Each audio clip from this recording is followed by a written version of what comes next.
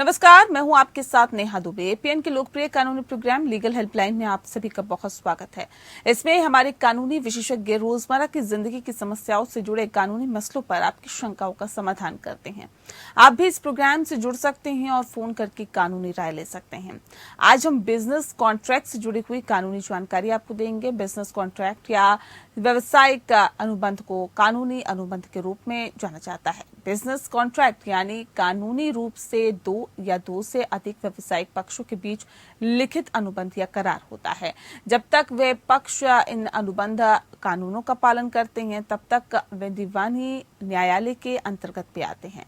व्यापार अनुबंध का मतलब है किसी व्यवसायिक लेन देन को नियंत्रित करने के लिए कानूनी रूप से बाध्यकारी दस्तावेज से है। इसका उपयोग किए गए अनुबंध राज्य, देश, उद्योग और लेन देन प्रकार के अनुसार अलग अलग हो सकते हैं। बिजनेस कॉन्ट्रैक्ट में व्यापार अनुबंध लेन देन, आकार, भुगतान शर्तों का विवरण होता है जो कि कानूनी रूप से मान्य होता है।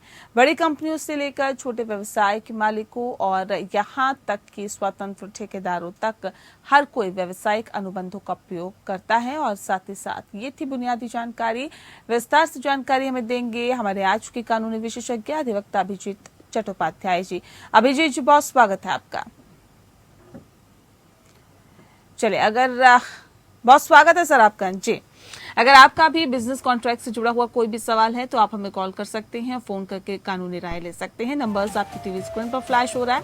और विषय भी बहुत महत्वपूर्ण, बिजनेस कॉन्ट्रैक्ट से जुड़ी हुई कानूनी जानकारी आप ले सकते हैं। अगर आप बिजनेस कर रहे हैं तो इसके लिए किस तरह का कॉन्ट्रैक्ट होना चाहिए, कैसा होना चाहिए, पार्टनरशिप में क्या कुछ होना चाहिए, इस विषय पर तफसील से हम जानकारी लेंगे। अभिजीत जी लगातार हमारे साथ जुड़े हुए हैं।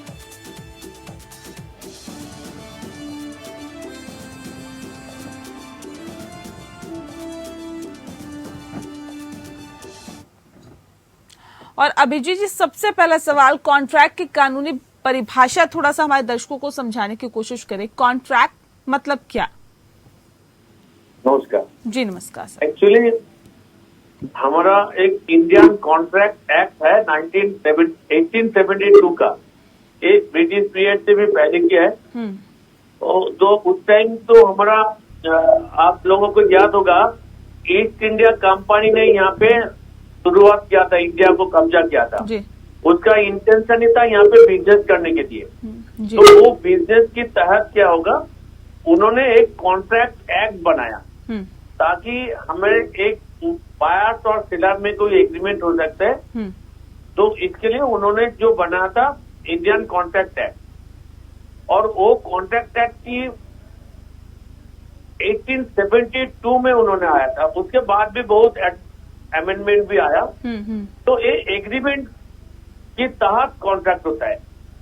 जैसा मैं छोटा सा एक उदाहरण दे रहा हूं कि आप सुबह जाके दूध या तो ब्रेड लिया है, तो दुकान में जाके आपने बोला कि भाई मुझे ब्रेड दे दो या तो मिल्क दे दो।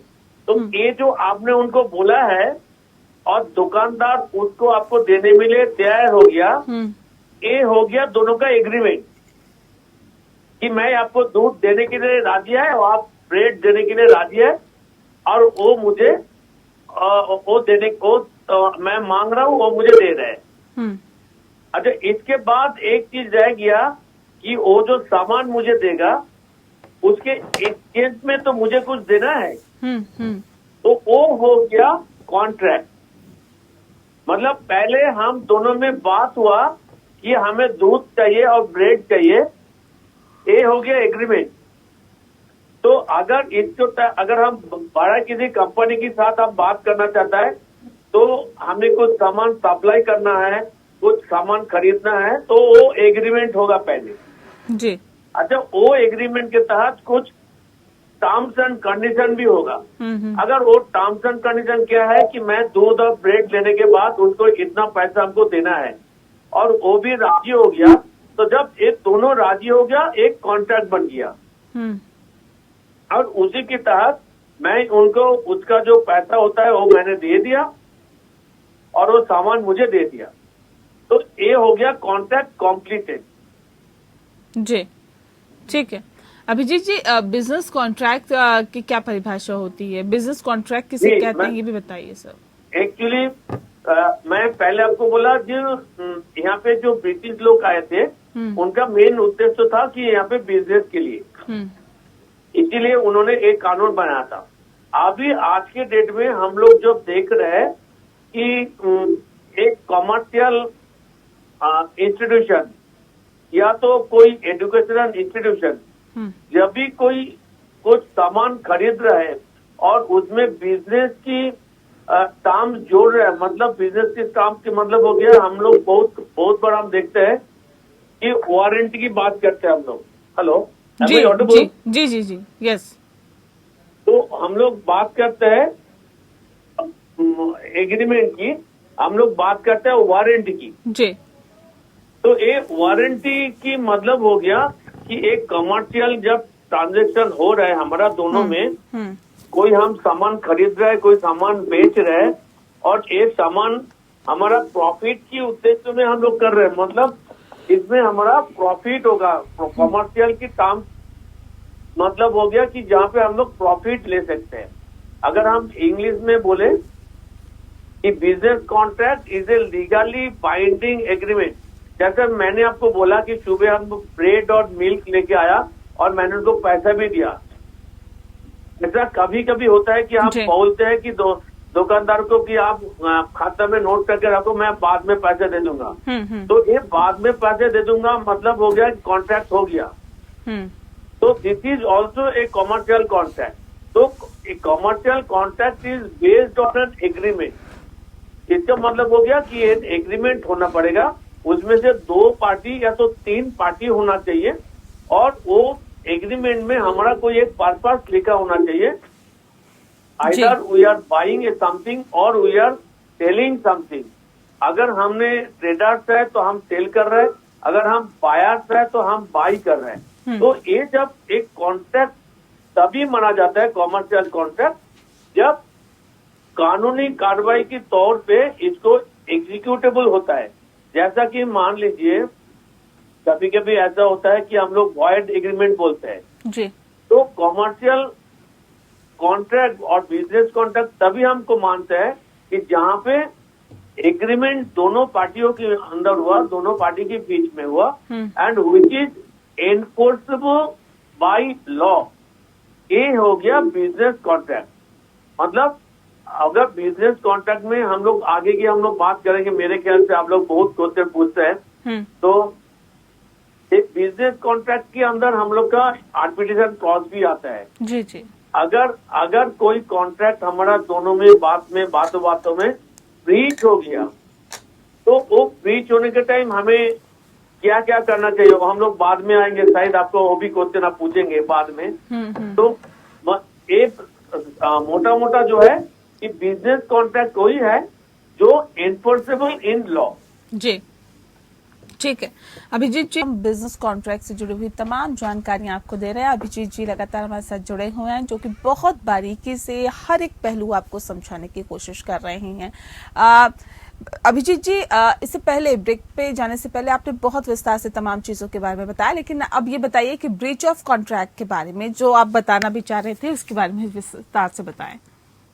मैं ये बोला कि मान लीजिए हमारा एक कॉन्ट्रैक्ट होगी, एग्रीमेंट, पहले तो एग्रीमेंट जी, फिर एग्रीमेंट के बाद जब एग्रीमेंट एग्जीक्यूटेबल के तहत होगा तो वो कॉन्ट्रैक्ट हो गया जी।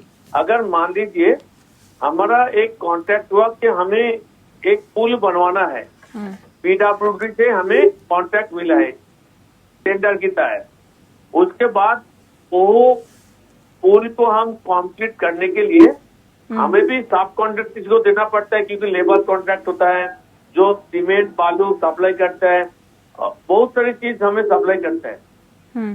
तो उन लोगों को साथ भी हमें कॉन्ट्रैक्ट करना पड़ता है, उसमें भी एग्रीमेंट होता है। अगर मान लीजिए उन्होंने मुझे गुड्स जो है सप्लाई करने में माना करते इनकार कर दिया और उसके तहत हमें एक काम करने में दिक्कत हो रहा है, तो उसमें क्या हो गया, प्लीज कंप्लीट नहीं होगा। तो एक कोई भी टेंडर में कोई भी काम करने के लिए एक टाइम फिक्स होता है कि 2 साल 3 साल 5 साल 7 साल। अगर उसी टाइम पे हमें वो काम नहीं हुआ तो इसका कारण ये हो गया ब्रीच ऑफ कॉन्ट्रैक्ट। अगर हम बड़ा व्यापारी में हम सोचेंगे तो ऐसे हो गया बीच ऑफ कॉन्ट्रैक्ट। अगर हम छोटे में सोचेंगे कि सुबह मैंने जो बात किया दूध और ब्रेड हम लेने के लिए गया और वहां जाके मैं घर में जाके देख आया कि दूध खराब था या तो ब्रेड खराब था, पुराना माल दे दिया, तो मैं तुरंत उसको दुकानदार के पास जाके बोला कि भाई देखो तुमने जो दिया है वो खराब चीज दिया है। तो इसका कारण हो गया ब्रीच ऑफ कॉन्ट्रैक्ट, क्योंकि उसके साथ मेरा कॉन्ट्रैक्ट हुआ था, मैं जो दे रहा है सामान वो सामान हमें सही सही तरीका से सही सही ढंग से और देगा, कोई खराब चीज नहीं देगा ना कोई पुराना चीज देगा। तो जैसे कि सुबह हम लोग बोले कि दूध और पाउंड ब्रेड के लिए बारे में, उसमें भी ब्रीच ऑफ कॉन्ट्रैक्ट हो सकते हैं। और अगर आप बड़े से बात कर रहे हैं कि कोई बड़ा कॉन्ट्रैक्ट हो गया बिजनेस गवर्नमेंट के साथ, कोई टेंडर के साथ, तो उसी में भी ब्रीच ऑफ कॉन्ट्रैक्ट हो सकते हैं। मतलब कॉन्ट्रैक्ट करने से टाइम पे हमारा जो एग्रीमेंट हुआ वो एग्रीमेंट में कोई सारे टर्म्स होता है, जो टर्म्स अगर किसी ने नहीं मानने के लिए तैयार है, मतलब कोई भी टर्म्स अगर उन्होंने रिफ्यूज किया या तो डिनाई किया मानने में और तो ना मानने की कोई कारण हुआ, तो उसको कहते हैं हम लोग ब्रीच ऑफ कॉन्ट्रैक्ट। अगर एक ब्रीच ऑफ कॉन्ट्रैक्ट होता है तो इसके लिए हमारा कानूनी कार्रवाई है, इंडियन कॉन्ट्रैक्ट एक्ट में है, चाहे इंडियन पिनल कोड में भी है।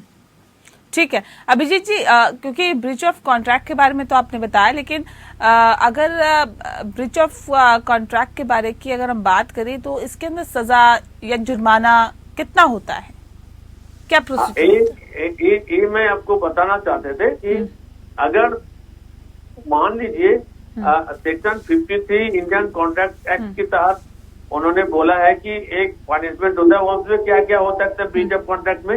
हम लोग कॉन्ट्रैक्ट उसको खारिज कर सकते हैं, हम लोग उसका पनिशमेंट कर सकते हैं, हम लोग उसमें पेनाल्टी मांग सकते हैं और हम लोग बहुत कुछ मांग सकते हैं। तो मेन जो है हमारा आईपीसी में एक सेक्शन है 406 जो है ब्रीच ऑफ कॉन्ट्रैक्ट की, उसमें भी हमारा साजा है 3 साल के ऊपर। और सेक्शन 53 में है कॉन्ट्रैक्ट एक्ट में, वहां पे हम लोग कॉम्पेंसेशन मांग सकते हैं। वो कॉन्ट्रैक्ट में तभी मैंने आपको पहले भी बोला कि कॉन्ट्रैक्ट में अगर कोई ब्रीच ऑफ कॉन्ट्रैक्ट हो गया, कोई भी हमारा टर्म्स अगर उन्होंने नहीं माना और या तो मानने के लिए माना कर दिया, तो उसमें हम लोग ब्रीच ऑफ कॉन्ट्रैक्ट होता है और हम उसके खिलाफ कॉम्पेंसेशन मांग सकते हैं, उसके खिलाफ हम क्रिमिनल केस भी कर सकते हैं। जी बिल्कुल ठीक है। उसके खिलाफ कानूनी कार्रवाई की जा सकती है जो उन तमाम मापदंडों पे खरा नहीं उतरता या फिर जो कॉन्ट्रैक्ट हुआ था उन बातों को नहीं मानता है, तो जुर्माने का भी प्रावधान है, सजा का भी प्रावधान है। लेकिन अभिजीत जी, अगर कोई छोटे कंपनी कॉन्ट्रैक्ट बनाए तो किन बातों का खास तौर पर ध्यान रखें? देखिए, छोटे कंपनी छोटे बड़े की बात नहीं, कॉन्ट्रैक्ट तो कॉन्ट्रैक्ट ही होता है। हाँ। अगर हम जैसे मैंने छोटा कंपनी के उदाहरण मैंने पहले दिया कि हम दूध और ब्रेड लेने के लिए गए, हाँ। तो छोटा काम ही हो गया। तो इसका ये नहीं कि छोटे बड़े की कोई बात नहीं, कॉन्ट्रैक्ट होता है, एक कोई भी बिजनेस के लिए हो सकता है। और कॉन्ट्रैक्ट में ऐसा नहीं कि हमें हर टाइम लिखित में ही होना चाहिए जी, क्योंकि contract can be in oral also, मतलब मौखिक। जैसा मैंने आपको पहले बोला कि कॉन्ट्रैक्ट जो है दूध और ब्रेड के लिए जो हम गए थे वो हम लोग मौखिक था, हम बोले उनको, उन्होंने एग्री कर दिया, हम पैसा दिया, उन्होंने सामान दे दिया, तो एक छोटे कॉन्ट्रैक्ट हो गया, लेकिन ये ओरली था, नॉट इन राइटिंग। अगर राइटिंग में होगा तो वो बड़ा छोटा की बात नहीं। आपने अगर हो सकता है कि आपने बड़ा छोटा की बात किया कि in terms of the value और इन रेस्पेक्ट ऑफ मनी, ये अलग बात है। अगर मान लीजिए मैं किसी के साथ कॉन्ट्रैक्ट किया 50,000 की और किसी के साथ मेरा कॉन्ट्रैक्ट हुआ 50 करोड़ की, तो कॉन्ट्रैक्ट ही होता है, एग्रीमेंट होता है। इसमें बड़ा छोटा कोई नहीं, कानून बराबर है दोनों के लिए। अगर छोटा कॉन्ट्रैक्ट है तभी पनिशमेंट होगा ब्रीच ऑफ कॉन्ट्रैक्ट के लिए, अगर बड़ा कॉन्ट्रैक्ट होगा तभी सेम पनिशमेंट होगा। और दोनों में ही मेरे ख्याल से आप लोग को पहले मैंने बताया कि दोनों में आर्बिट्रेशन की क्लॉज जरूरी है। इसीलिए हमारा आर्बिट्रेशन एंड रिकॉन्सिलिएशन एक्ट करके एक कानून है, जहाँ पे एक कॉमर्शियल कॉन्ट्रैक्ट जो होता है, बिजनेस कॉन्ट्रैक्ट जो होता है, वो सारे आर्बिट्रेशन एंड रिकॉन्सिलिएशन एक्ट के तहत ही विचार होता है। क्यों? वो भी मैं आपको बताऊं जी। हमारा देश में कोर्ट के इतना केस पहाड़ों के समान जमा हुआ है कि कोर्ट में केस की सुनवाई होने मुश्किल ही है। इसी के लिए गवर्नमेंट ने एक दूसरा प्रावधान लेके आया आर्बिट्रेशन एंड रिकॉन्सिलिएशन एक्ट के तहत। वहाँ पे दोनों पार्टियों जो है, कॉन्ट्रैक्ट में जो 2 पार्टी होता है, 3 पार्टी होता है, वो दोनों पार्टियों ने कोई भी एक या तो 2 या तो ट्राइब्यूनल जैसा 3 मेंबर चुन सकते हैं और आर्बिट्रेशन एंड रिकॉन्सिलिएशन एक्ट के तहत उनका स्टेटमेंट ऑफ क्लेम फाइल कर सकते हैं अगर ब्रीच ऑफ कॉन्ट्रैक्ट हुआ तो। जैसे कि आपने बोला कि बीच रास्ते में कोई काम खत्म नहीं हुआ, तो उसी के तहत वो ब्रीच ऑफ कॉन्ट्रैक्ट की दरखास्त फाइल कर सकते हैं आर्बिट्रेटर के पास, और वो आर्बिट्रेशन ट्रिब्यूनल हो सकते हैं। मतलब मोर देन 1 आर्बिट्रेटर होगा तो उसको ट्रिब्यूनल कहा जाता है। तो जब भी वो ट्रिब्यूनल में जाएगा, उसके तहत सीपीसी में जैसा है सिविल प्रोसीजर कोड में जो प्राविधान है, उसी प्रावधान के मुताबिक वहाँ पे नोटिस होगा, समन होगा, एविडेंस भी हो सकता है और ट्रिब्यूनल जजमेंट भी दे सकते हैं। जी, चलिए अभिजीत जी, बहुत शुक्रिया। आपने बहुत विस्तार से हमारे दर्शकों को बिजनेस कॉन्ट्रैक्ट से जुड़ी हुई तमाम जानकारी दी और ये भी बताया कि आखिर बिजनेस कॉन्ट्रैक्ट क्या होता है, कैसे होता है, किन बातों का ध्यान रखना चाहिए और अगर बीच ऑफ कॉन्ट्रैक्ट कोई करता है तो उसके लिए सजा, जुर्माना कितना होता है। बहुत विस्तार से जानकारी दी। बहुत शुक्रिया एक बार फिर से आपका हमारे साथ इस खास कार्यक्रम के माध्यम से जुड़ने के लिए। लीगल हेल्पलाइन में फिलहाल के लिए इतना ही। नमस्कार।